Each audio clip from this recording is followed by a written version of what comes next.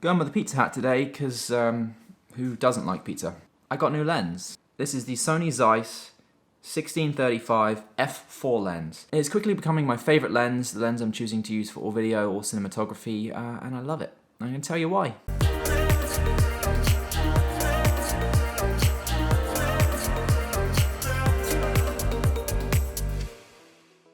I've been looking at a 1635 for a while, and one appeared on Amazon a couple of weeks back for a non-warranted international version. You save like $300, and yeah, I'm happy with it. It works really well, so no issues. I bought it from Amazon, so I'm not too worried anyway. So this lens is built extremely well. It's all made of metal. The back is all made of metal here.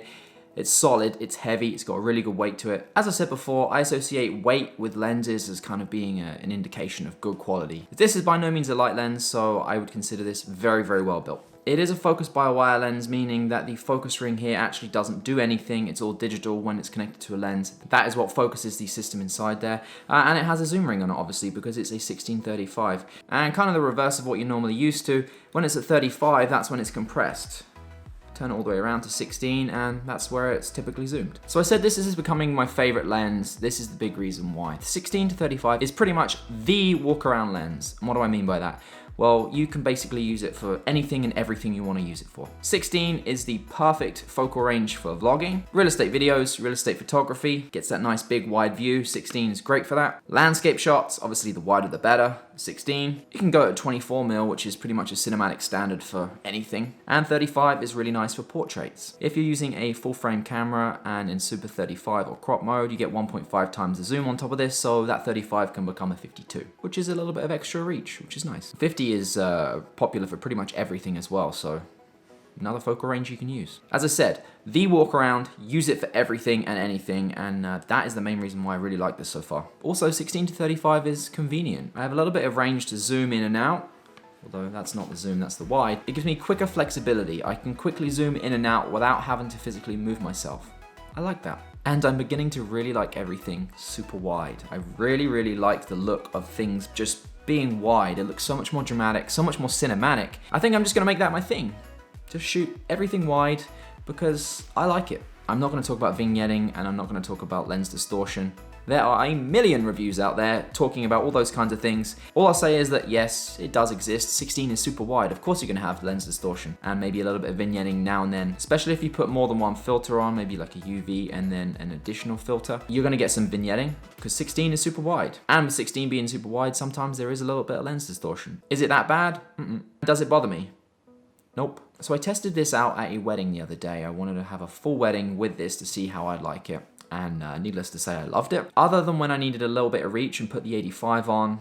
If you have ever shot weddings, Catholic ceremonies, they're quite restrictive in where you can and can't film. Sometimes you've got to stand a little bit back, so you need a little bit more reach. 35 wouldn't do that. But other than the ceremony, I used this lens for the entire day, absolutely everything. Close-ups with the camera, kind of like macro shots. On the stabilizer the entire day. Also with the stabilizer you have 16 and 35. Actually a tip while we're talking about that, while you're using the Xeon crane or a stabilizer, you have to balance it. And with this being able to zoom in and out, you're gonna have a little bit of issues with your balance. So a way to get around that is to kind of extend the barrel halfway and then just balance it based off that. The gimbal will compensate the rest. So yeah, on the gimbal, on the monopod, and just for everything, kind of picking up, running, gunning, walking around, I can shoot everything on this. And I'm so happy with it. I don't think I've ever had a lens and kind of been this happy with it other than like the 85. But those are two completely different lenses, and this is my new go-to. It's literally the lens that covers all the focal ranges that I like to use.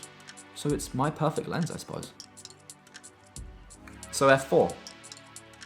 Yep, I know what you're thinking. No bokeh.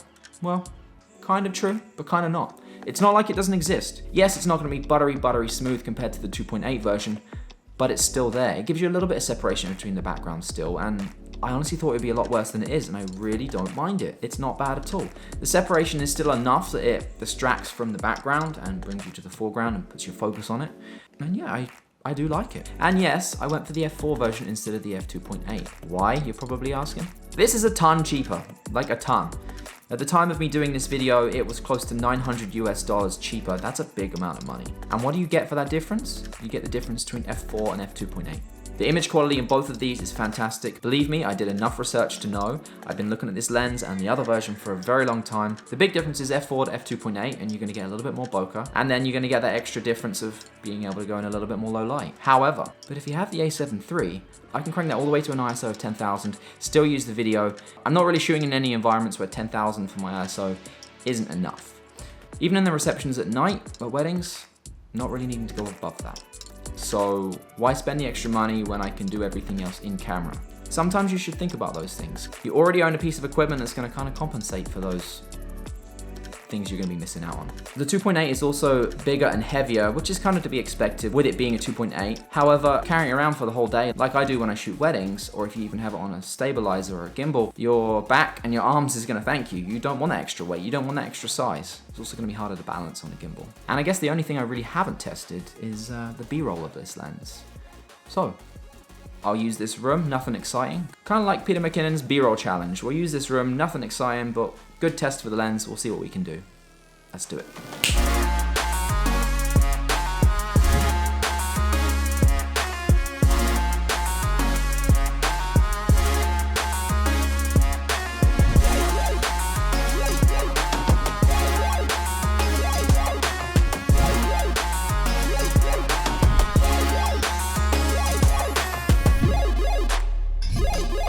Well, I think we can agree that that was good. It works just fine. So as I said, this is quickly becoming my favorite lens, and I think combined with the 85 f1.8, I really don't think I'm gonna need anything else. I'm even debating selling the Sigma 16mm, which I never thought I'd say. I mean, I have 16 on this, why do I really need 16 for that too? I'll think on it. All right, that was my thoughts on the Sony 1635 f4. I really like it. That's it for today. Appreciate you watching, and I'll see you in the next one. See ya.